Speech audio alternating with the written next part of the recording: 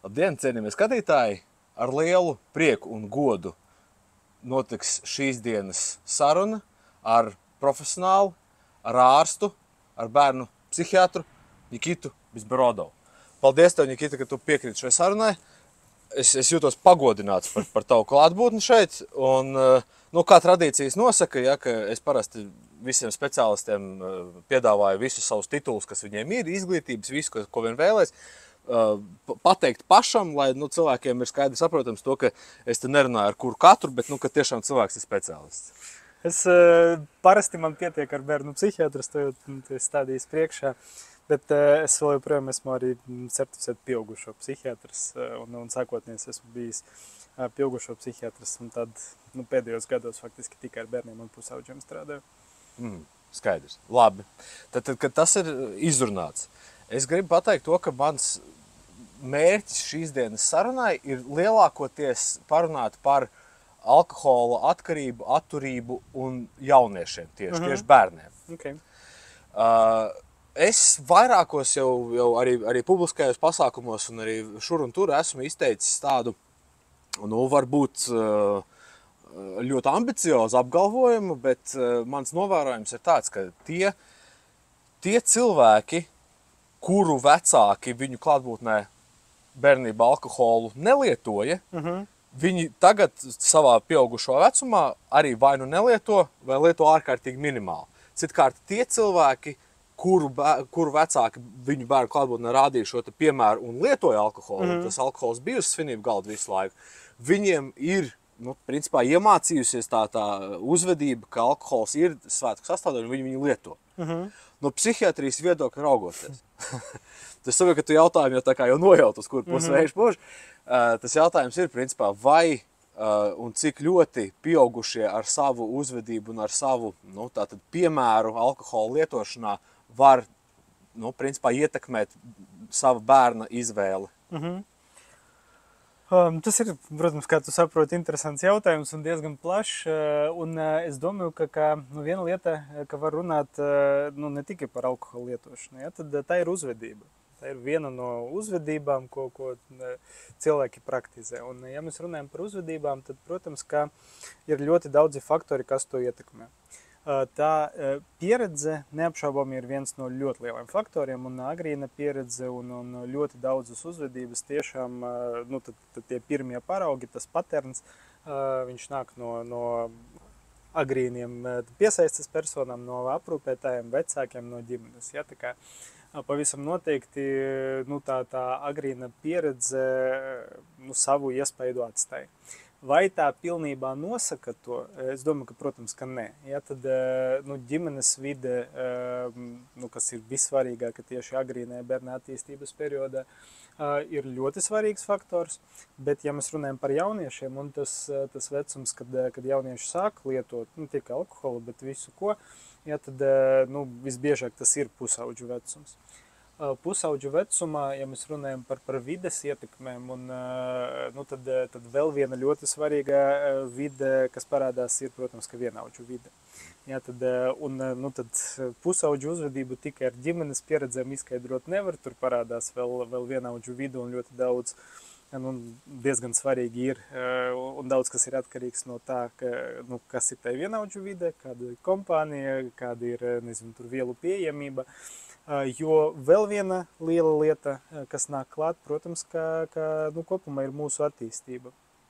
Ja, tad kaut kādas arī bioloģiskās lietas, ja, jo ir daudzas lietas, kas var palielināt risku uz to pašu alkoholu lietošanu pusauģu vecumu, un viens no tiem ir pats pusauģu vecums kā tāds. Ja, tad, jo mums visiem smadzenes nobriest tādā veidā, ka tas nobriest pakāpeniski, ja, tad pusauģu vecumā tās smadzeņu daļas, kas ir atbildīgas par emocijām, par dziņām, par afektiem, ja, tad tas viss jau ir ļoti nobriedis, ja, tad ir ļoti daudz dziņas, ļoti daudz ja, intereses, emocijas, jūtas ir ļoti daudz, ja, tad, un pēdējā smadzeņu daļa, kas nobriest, ir šī pierasdēves garoze, ja, tad, kas nobriest kaut kur ap 25 gadiem vidēji, ja, tad, kas ir atbildīga par impulsu kontroli. Tā kā kopumā visi pusauģi, viņiem ir raksturīga uzvedība,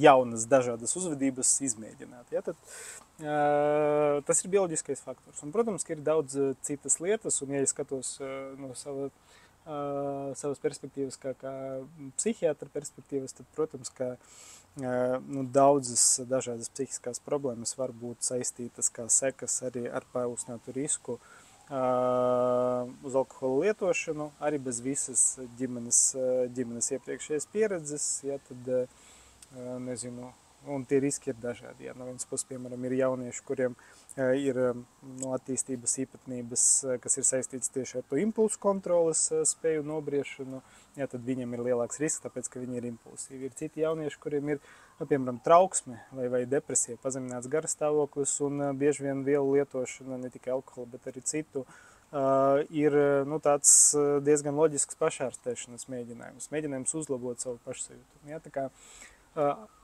tā apkopojot, es domāju, ka ģimenes vide ir ļoti svarīga un vecāku piemērs tiešām spēlē ļoti lielu lomu, bet tas nenosaka pilnībā jauniešu uzvedību, jo parādās arī citas vides un ir arī tīri individuālas īpatnības, kas var to risku vai palielināt vai samazināt. Man bija iepriekš intervija ar deputātu Ievu Branti. Un viņa man teica par to, ka tagad esot Rīga jo īpaši nonākusi tādā drusku šausminošā situācijā, ka principā ir jāveido, faktiski tur nav citu vārdu, kā atļurbens priekš pusauģiem. Apskurptuve, jā. Tas tāds brutālāk ir, jā, bet apskurptuve priekš pusauģiem. Kāds tavs no psihiatrijas viedokļa raugoties, kas ir tavs viedoklis, kā mēs esam pamanījušies nonākt vispār līdz tādai situācijai, ka jo no manas, teiksim, tādas teorētiskās perspektīvas raugoties, ir tāds to, ka tātad vecāki ir aizņemti savos darbos, bērni ir palaisti faktiski tādā pašplūsmā, lielākoties viņus audzina, sauksim tās par ielām, bet faktiski pusauģi, savu vienaudži, un viņi, tātad eksperimentējot, kā tu teici, ja, ar dažādām vielām, ir nonākuši tātad tieši tik tālu, ka ir jau sistēmas līmenī vajadzīgi risinājumi. Viena lieta, ko es gan varu pateikt, ir, ka tā ir, ka mēs bērnu slimnīcā pēdējos gados, īpaši tas pēc Covid periodā, esam novērojuši, ka pieaug to jauniešu skaits, kas pie mums tiek atvesti reibumā. Ja, tad, viņam jau lielākoties tīri medicīniskā palīdzība tanī brīdī nav nepieciešama. Ja, tad viņam ir nepieciešams iziet ārā no reibuma stāvokļa un tad iespējams, ka kaut kādas arī citas saistītas vai nesaistītas problēmas risināt. Ja, tad, tā problēma parādās, ka tas spiediens uz veselības aprūpes sistēmu pieaug, kaut gan tas īsti nav pat veselības aprūpes pakalpojums un parādās šī nepieciešamība pēc tas atskurptuves vai vietas, kas ir tieslietu droši vien, ka ministrijas ja tad pāraudzībā, ja tad, kur šī te atskurpšana varētu notikt. Es domāju, ka iemesli atkal ir dažādi, un es nevaru līdz galam apgalvot, ka tas ir kaut kas, kas ir nebijis. Ja, tad, ka ir reāls pieaugums ar to jauniešu skaitu, kas lieto vielas. Mums tādu datu nav. Ja, tad, tas, kas mainās, iespējams, ka daļai mainās sabiedrības vispār priekšstats un kultūra, un tas, kas iepriekš tika tolerēts, un labi, piedzēries, tur nekas izgulēsies, ja, tad, ka tagad no sabiedrības puses tas tiek mazāk tolerēts, un līdz ar to tā problēma tiek vairāk medikalizēta, un viņi vairāk nonāk saskarsmē ar veselības aprūpes sistēmām. Ja, tad, jo kopumā, ja skatīties tieši lietošanas statistiku, tad atkal nemelošu, bet par alkoholu īsti neatceros. Ja, tad, bet kopumā tā statistika nav tā kā baigi augoša, ka palielinās to jauniešu skaits, kas lieto. Ja, tad es domāju, ka te ir kaut kādi citi tādi pa daļai kultūrāli procesi, kas notiek. Bet, ja runāt par to, kādi ir iemesli, kāpēc jaunieši tādās situācijās nonāk, tad daļai tas ir tas, ko es pieminēju. Man liekas, ka daļu izskaidro neatrisinātas, daudzas neatrisinātas problēmas gan sociāli, gan individuālā līmenī, nu tad, ja tev ir, nezinu, trauksme vai depresija vai vēl kaut kas, ja tad, un tas netiek risināts citā veidā, ja tad tā palīdzība nav pietiekoši pieejama, vai tu nezini, vai ir stigma, kas liedz tev vērsties pēc tās palīdzības, tad, protams, nu, kaut kā ir jāpalīdz sev, un tad tas var būt pašārstēšanas tāds nepārāk konstruktīvs mēģinājums. Vēl viens iemesls, protams, ka ir, un par to droši vien, ka ļoti svarīgi domāt tieši kontekstā ar situācijām, kad mēs mēģinām palīdzēt. Nu, piemēram, jauniem cilvēkiem, jauniešiem, jauniem pieaugušiem, kas jau lieto diezgan intensīvi, ir skaidrs, ka ar to tiek aizpildīts kaut kāds tukšums. Ja, tad, un tā ir problēma ar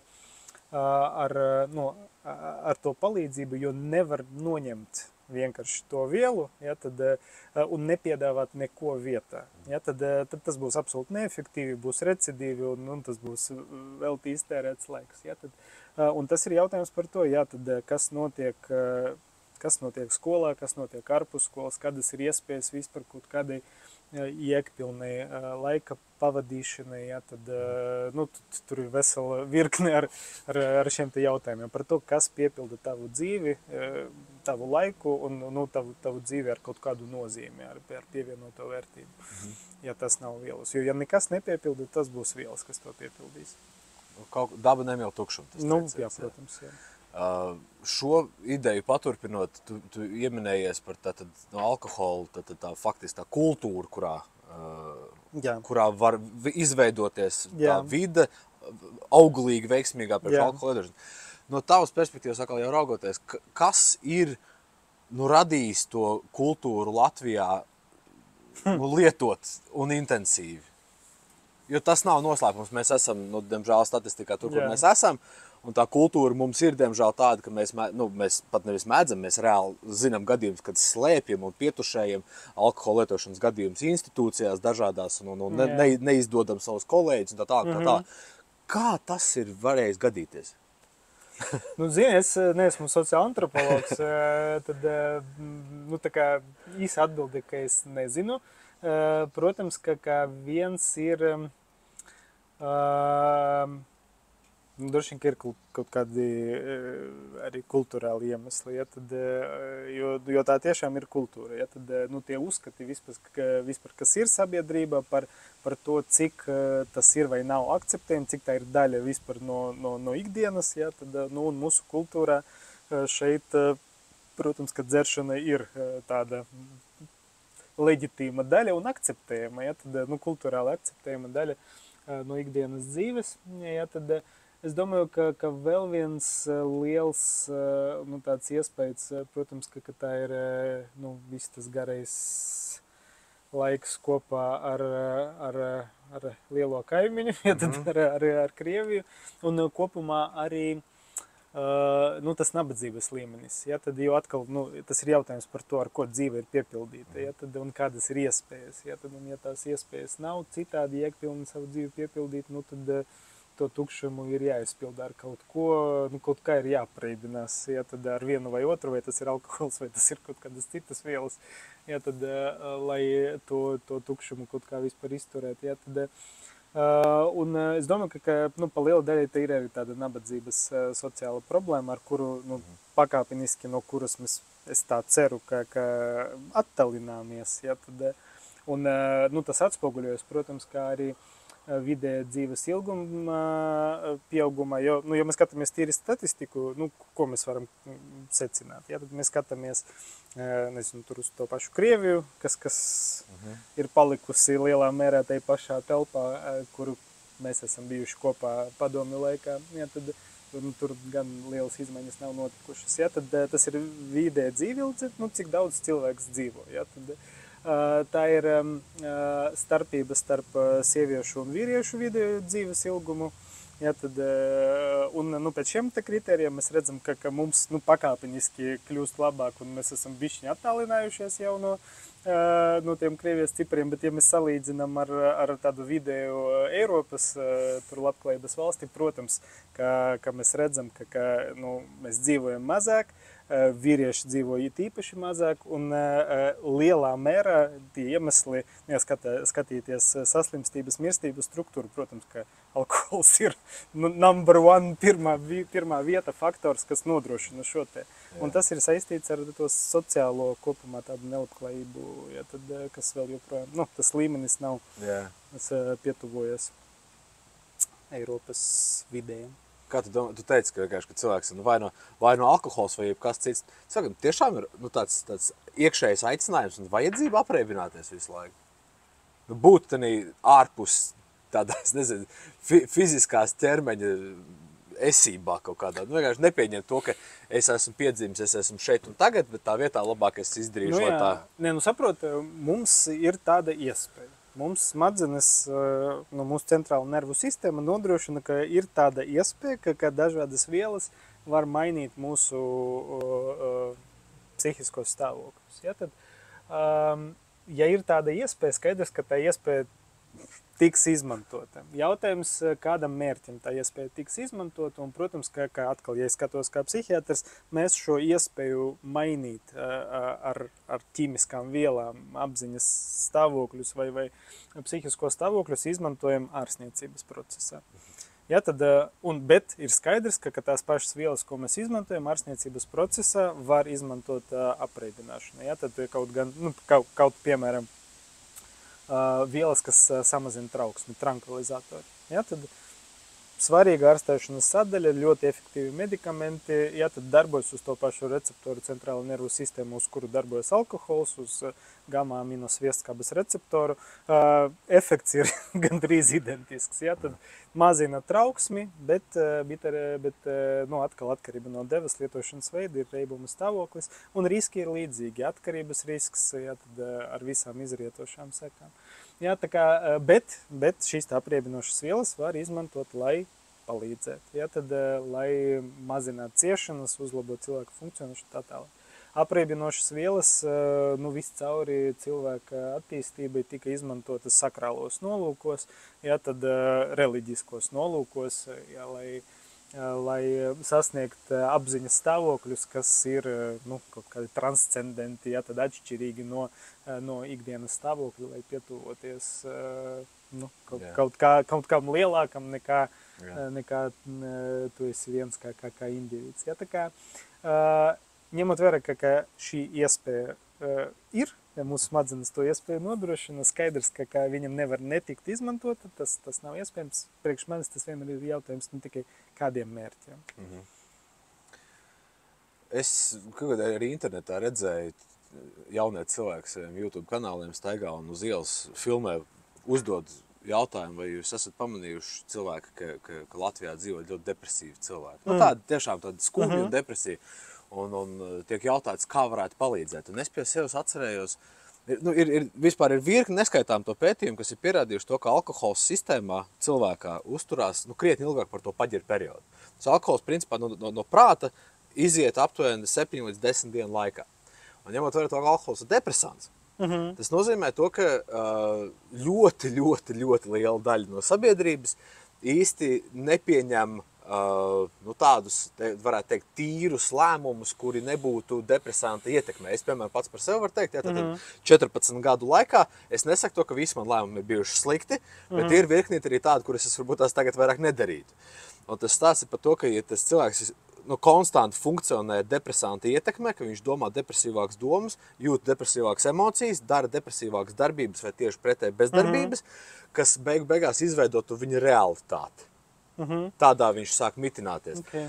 Vai tavuprāt būtu tāds fair consumption par to, ka mēs varētu uzlabot mūsu vispārējo laimes stāvokli un psihiskās veselības stāvokli vispār sabiedrībā, ja mēs pakontrolētu, samazinātu alkohola lietošanu.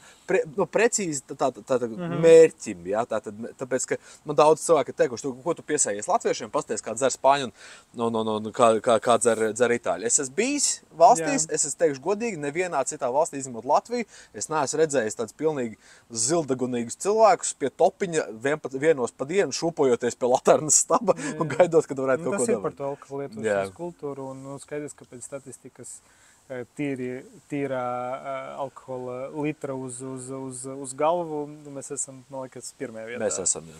Ja, tad tur to nevar apstrīdēt.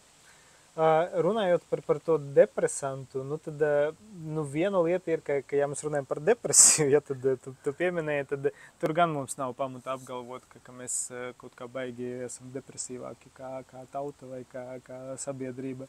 Ja tad tie dati, kas ir, rāda, ka depresijas izplatība apmēram mums ir normāla Eiropas, kā jau visur līmenī. Ja, tā kā tas, ko saka par alkoholu, tas, ka tas ir depresants, to ir jāuztver, vismaz es to uztveru, ka nevis, ka tas izraisa depresiju, bet ka tas iedarbojas uz centrālo nervu sistēmu depresīvi, respektīvi bremzējoši. Ja, un ja mēs runājam par dažādām centrālas nervu sistēmas daļām un to jutīgumu uz toksiskām vielām, tā skaitā uz alkoholu, tad absolūti skaidrs, ka visjutīgākā smadzeņu daļa uz toksiskām iedarbībām, tā skaitā alkohola, depresīvo, bremzējušu efektu, ir manis jau pieminētā prefrontāla garvas pieres daiva, kas ir tā smadzeņu daļa, kas ir atbildīga par vadības funkcijām, par impulsu kontroli, par bremzēšanu, par plānošanu, par nākotnes pareģošanu un par daudzām ļoti interesantām lietām. Tas, kas ir absolūti skaidrs, ka atkal neesmu narkologs, sen esmu pētījis alkohola metabolismu, nemāku nokomentēt par tām nedēļu vai 10 dienām, tad neatceros, kāda ir alkohola pusizvade. Bet alkohola akūtie efekti, tad reibuma stāvoklis skaidrs ir, ka pirmais, kas atslēdzās, ir pieres daiva, un tāpēc mēs reibuma esot izdaram ļoti daudz impulsīvu lēmumu. Tad mēs apēdam kaut ko mēs varbūt pabeidzam to čipšu paku līdz galam, ja kaut gan nemaz vairs arī negribās un zinām, ka nevajadzētu vairs.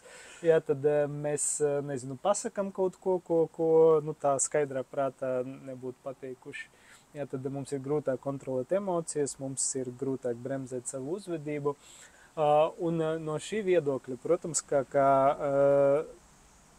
sabiedrībā kopumā samazinot alkohola patēriņu, skaidrs, ka tas samazinās ļoti daudzus riskus. Tad es prognozētu, ka samazinātos straujāk suicīdu izplatība, jo liela daļa pašnāvības mēģinājumu tiek veikti reibumā, ja, tāpēc, ka vienmēr jau mums ir visiem ļoti stipri tāds izdzīvošanas instinkts, pašaizsardzības mehānismi, tā motivācija vienmēr ir ambivalenti, ir tāds iekšēja motīvu cīņa, ja, bet kad tu esi iedzeris, tad impulsīvi vieglāk ir rīkoties. Ja, tā kā, es prognozētu, protams, ka daudzus pozitīvus iznākumus kopumā uz cilvēku veselību, domāju, kā arī psihisko, ja, tad, vai tas gluži ietekmēs, depresijas izplatību, es nezinu, bet protams, ka tas būtu viens no tādiem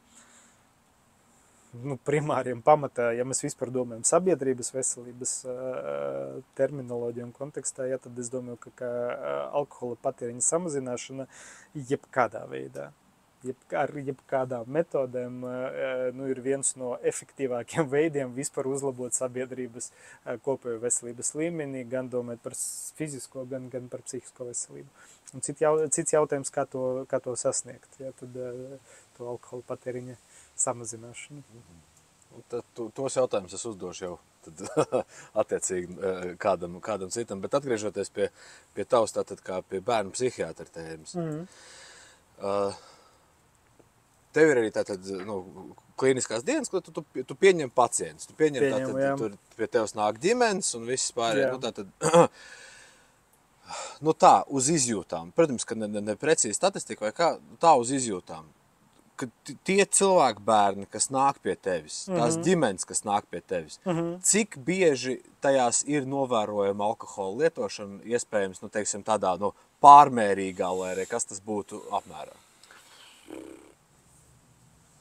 Nemāku tev pateikt ciparu konkrēto, bet, protams, ka ir jāsaprot, ka es strādāju ar ļoti tādu koncentrētu, ja tad populācijas atlasi, ja tad skaidrs, ka kad ja ģimene jau nonāk līdz bērnu psihiatram, ja, tad ka tās problēmas jau ir daudz un dažādas. Un starp tiem cilvēkiem, ar kuriem es klīniski saskāros, protams, ka ir daudz dažādu, ja, dažādu problēmu. Bet par alkoholu lietošanu man pat grūti komentēt. Tas, ko es gan varu pateikt, tieši runājot par jauniešiem, ka vismaz mana sajūta un tā klīniskā praksa ir, ka visi jaunieši, kur viena no sūdzībām ir pārmērīga alkohola, citu vielu lietošana. Es neatceros nevienu gadījumu, kad tā būtu primāra problēma. Tas vienmēr manā pieredze ir sekas kaut kam.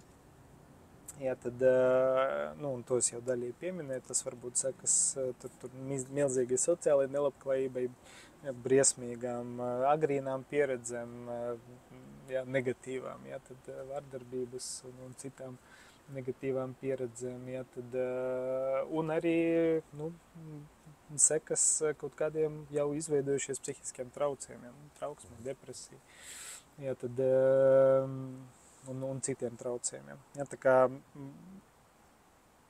vismaz runājot par jauniešiem, ja, tad man liekas, ka tā narkoloģija parasti ir sekundāra, ja, tad, kaut kādām citām problēmām. Un tas nozīmē, ka to lietošanas problēmu to nevar atrisināt tikai skatoties uz to lietošanas problēmu. Ja, tad mums ir jāskatās bišķiņ plašāk un jārisina tos iemeslus, kāpēc vispār tā problēma ir parādījusies. Ja, tad, tā, to es varu apgalvot no savas prakses. Okay. Man burtiski pirms šīs intervijas man piezvanīja draugs. Tagad bez vārdiem, vienkārši dzīves realitāte piemērs. Un es domāju, ka šis nav, cik ir dzirdēts, šis galīgi nav tāds unikāls gadījums. Ģimene, 2 bērni, viens pieaudzis, otram 16, 17 gadi. Tēvs nav narkoloģijas centra uzskaitē, bet dzer jau pa nedēļām, līdz delīrijām, ir agresīvs, draud izmest ārā no mājas, visus pie tam vēl. Pats būdams bijusi amatpersona, attiecīgi draud, ka izmantos arī savus bijušos kontaktus un tā. Respektīvi, visa veida tātad iespējamā manipulācija un agresivitāte tiek izgāsta ārā uz to ģimeni. Dēls, tas, kurš nepilngadīgais, 16, 17 gadīgais dēls, dziļi sirdī un neslēp to ienīst savu tēvu. Kā palīdzēt tam bērnam visu viņa dzīvi nenodzīvot dusmās un agresijā pret kādu citu savu cilvēku? Kā viņam saprast un iemācīties to, varbūt piedošanu, to palaišanu, kā nonākt līdz tam, ka labi, viens ir tas, ka visticamākais, ka šis būs tas gadījums, kad viņš negribēs lietot alkoholu vispār, jo viņš ir redzējis alkoholu destruktīvo darbību uz cilvēku, uz ģimenes dzīvi. Viens tāds mehānisms arī pastāv. Jā. Otrs ir, tas jautājums ir ne tik daudz par alkoholu, bet vairāk par to, ka kā, ja mēs runājam, tās mammas tagad interesēs, kā mēs varam palīdzēt tam jaunietim, kuram tēvs ir hronisks alkoholiķis, un viņš viņu dziļi sirdī ienīst. Ja tā globāli runāt, tad to aprakstīja ļoti, nelabvēlīgas tādas dzīves pieredzes, ja, tad, kas veidojas no vienas no svarīgākām personām, ja, tad mūsu dzīvē tēvs, viens no vecākiem, ja, tad puses. Ja, tad, ja mēs runājam par, un šeit ir jārunā, ka dzīve mums visiem pilnā mūsu attīstības procesa ar kaut kādām traumatiskām pieredzēm. Nevar īsti izaugt vispār nesatiekoties ar ja, protams, ka tas traumu apjoms un intensitāte var būt ļoti, ļoti dažāda. Un mēs zinām, ka šāda veida traumatizācija un atkal jautājums par kādu dzīves periodu iet runa. Ja, tad, ja viss iepriekš ir bijis ļoti labi agrīnē vecumposmā un tagad tikai 16, 17 gados, ja, tad tēvam šīs problēmas ir parādījušas un šī pieredze notiek, tad tad es teiktu, ka droši vien, ka tā ir labvēlīgākā situācija nekā... Pakāpenis kāps. Kas? Tas ir pakāpenis kāps. Tā Nē, problēma droši ir vien, bijusi, ka tikai tagad ir tas ir labāk pagaidējā nekā tāda pieredze pati, tad, kad tev ir 3 vai 4 gadi. Ja, tad, jo cilvēks 17 gados ir jau nobriedušāks un spējīgāks pretoties. Ja, no seku viedokļa droši vien, ka 4 gados tās sekas ir krietni sliktākas nākotnes nekā tāda lielāka vecumā. Bet kopumā tas jautājums par mūsu spēju pretoties, ja tad tam distresa vai negatīvo dzīves pieredžu iedarbībai un vienīgais vislielākais pasargājušais faktors, protams, ka ir protektīvas attiecības, pasargājušās attiecības un to kvalitāte. Un šai te kontekstā, ja tu man jautā, kā neienīst to tevu visu mūžu, viens samērā maz ir tanī brīdī atkarīgs no tā paša bērna, ja tad ļoti daudz ir atkarīgs no tā, kas notiek viņam apkārt, un viena lieta ir, vai viņa dzīvē ir citas attiecības, kas ir drošākas, kas ir kvalitatīvākas, vai citiem pieaugušiem, kas ir viņam apkārt, un tā ir mamma, vai nezinu, tur onkulis vai vecmāmiņa, vai tā skaitā arī skolotājs, sporta treneris, ja, tad, vai viņi ir spējīgi veidot drošas un funkcionālas attiecības. Un ja šāda iespēja viņam ir dzīvē, tad, protams, ka tas pasargā no daudz kā un varētu samazināt, ja tad arī to varbūtību, kā šī pieredze atstās kaut kādas ļoti, ļoti tālējošas sekas. Ja, tad, un tas atkal jautājums ir par to, lai bērnam iedot iespēju, ja tad gūt šo drošu attiecību pieredzi, tas jautājums par to, kāds ir to citu cilvēku psihiskais stāvoklis. Ja, tad, kāds ir mammas resurss, ja viņa arī dzīvo turpat un ir pakļauta tam pašam. Ja, tad, un šeit lielāka palīdzība ir, viena daļa liela no palīdzības ir mammai palīdzēt, ja, tad justies labāk, ne tikai tam pašam jaunietim. Ja, tad, bet otra daļa, tāpēc jau arī ir izdomāta psihoterapija. Ja, tad, ja šīs diemžēl protektīvas attiecības nav bijušas pietiekošas, ja, tad to var izsināt tālāk, un tā strādā psihoterapija, ka tās ir tās protektīvas attiecības, kas iedod tev citu attiecību pieredzi, un tad pakāpeniski to arī var labot, bet skaidrs, ka ne visus lūzumus var sadziedēt bez sekām, ja, tad, protams, ka...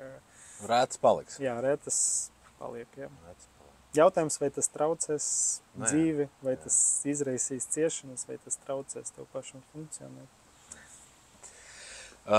Beidzamais jautājums ir kā parasti, principā viens un tas pats, ko es prasu visiem, tikai tavā gadījumā, ja es parasti cilvēkiem prasu, ko tu varētu ieteikt jaunajiem censoņiem, kas tā kā svārstās, domā vai pārtraukt vai nepārtraukt lietot alkoholu, tevis laikam bišķi gribētu paplašināt to jautājumu. Un kāds būtu tavs ieteikums kontekstā ar atturīgu dzīvesveidu, alkoholu lietošanu, gan tiem, kas pieņem lēmumus, gan tiem, kas grib pārtraukt, gan tiem, kas cieš no tā, ka ir no līdzatkarībā esošajiem cilvēkiem.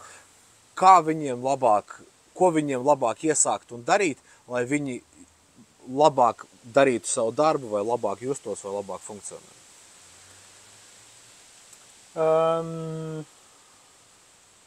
Labs jautājums. Es droši vien, ka varbūt turpināšu jau vienu domu, ko es ieviesu.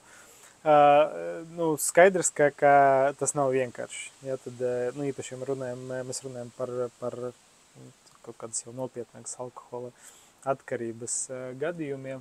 Skaidrs, ka to izdarīt nav viegli, ja, tad pārtraukt lietot. Un atkal, tie ir ļoti dažādas situācijas, un smadzenes ir dažādas, ja, tad bioloģiskas noslēdzes ir dažādas. Ir cilvēki, kas var samazināt, bet turpināt, bet vienkārši ievērojami samazināt alkohola daudzumu. Ir cilvēki, kas nevar samazināt, ja, tad, kur vienīgais risinājums ir abstinence, ja, tad nelietot nemaz. Ja, gan viens, gan otrs ir pietiekoši grūti, bet tas, kas var palīdzēt, manuprāt, atkal tas ir jautājums par to, ka mēs esam sociāli dzīvnieki, attiecības ir tas, kas palīdz. Jā, tad līdz ar to, ja mēs runājam par tādu nopietnāku alkohola atkarības kontekstu, es domāju, ka nepavelti, piemēram, tā pati 12 soļu programma strādā, reāli strādā, ja, tad tas atkal tas viss notiek caur attiecībām, caur grupu, ja, tad, un nav jābaidās no tā, ja, tad tās iespējas tiešām ir jāizmanto. Ja, tad, gūt to atbalstu, prasīt palīdzību cilvēkiem, kas ir blakus, ja, tad, bet mums ir kauns, mums ir bailes, mums ir, ja, tad, bet tas nav ilgtermiņa palīdzoši. Ja, tā kā, jā, balstīties attiecības, prasīt palīdzību, kad tā ir nepieciešama, nebaidīties no tā, ja, tad, jā, tāds būtu mans novēlējums. Paldies. Es tikko klausoties to atbildi, es sapratu, ka man vajag tomēr izdarīt kaut ko tādu, ko es neesmu līdz šim vēl darījis. Bet tu gribi uzdot kādu jautājumu man kāds cilvēkam, kurš, uz to laiku, kad šī intervija tiek publicēta, nav lietojis alkoholu jau ilgāk kā gadu. Kā iet? Paldies, ļoti labi. Dievgodu vārds, labākā dzīve iespējamā, kāda man, es pat nekad nebūtu fantazējis, ka var tik labi dzīvot, un es atkal runāju, kad es lietoju, es lietoju ar apzinātu domu par to, ka kāpēc nelietot? Un tagad, kad es ir gads pagājis riņķī, un es esmu ar tik ārkārtīgi daudzām emocijām un domām pats ticis ar sevi galā, es tagad prasu sev, kāpēc lietot. Ir taču tik ārkārtīgi forši bez tā, lai neteikt, ka labāk reāli. Jā, un šeit vienmēr ir, viens ir tas mūsu individuālais, bet otrs, protams, ka ir tas sabiedrības spiediens, vai tu neizjūti sociālo spiedienu, atkal domājot par tām situācijām, kad kultūra pieprasa, ja tad dzimšanas diena, jaunais gads, kā tur glāzi šampaniešu, kā tu neiedzers. Kā tu tiec ar to galā? Mans laikam tas gadījums ir tas, ka vienkārši visi zina arī par šo te projektu, līdz ar to viņi saprot, ka ok, šitam nav vērts prasīt. Kamēr ir 1000 dienas vēl pagājušas. Bet, protams, man arī vakar bija pasēdēšana ar draugiem un tā, ar tiem, ar kuriem es pirms tam diezgan lietoju alkoholu. Un, protams, ka viņiem arī ir hi-hi-ha-ha, bet var just arī to cieņpilno attieksmi. Respektīvi, pakāpeniski vismaz es savā virzienā sāku sajust to, zini, kā baigi īpatnējā tāda situācija, tad, kad tu cilvēks atmet smēķēšanu, tad visi tev aplaudē. Tu beidz lietot heroīnu, visi tev apsveic. Tad, kad tu beidz lietot alkoholu, viņi tev prasa, kāpēc. Tad šajā gadījumā man ir izdevies vismaz tanī savā kontingentā panākt to, ka arī alkohola nelietošana, pārtraukšana lietot, sāk tiek uzskatīta par to, ka bet īstenībā malāc, ka tu tā izdarīji. Kā sociāli akceptējama praksa. Jā. Nē, tas, es domāju, ka nozīmē, tā ir laba ziņa kopumā, ka vismaz kaut kādos sabiedrības burbuļos, ja, tad iet uz labo pusi. Jā. Doma izplatās, par šo. Ja tas tā tiešām arī ir, tā dzīve bez alkohola. Man vismaz personīgi ir tikai vienīgi labāk un labāk palīdz. Liels paldies tev par šo sarunu. Liels paldies. Ar jums, dārgie mīļie skatītāji, es jau runāju kā mazais princis, tiksimies kādā citā video raidījumā, vai tā būs intervija, vai tur vai kā, bet, jebkurā gadījumā es nepazūdu. Paldies un lai veiksmīgi darba nedēļa. Atā.